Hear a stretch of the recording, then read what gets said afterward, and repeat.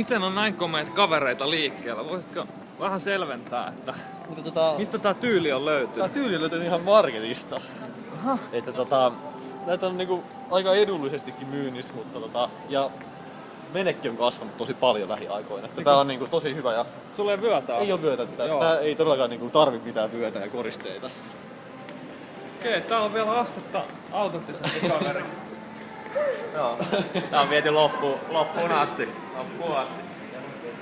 Kuka on ollut tässä niinku innoittajana ja tyyli-ikonina niin sanotusti? No, mä itse asiassa tiedän, tää tulee jostain tuolta maailmalta.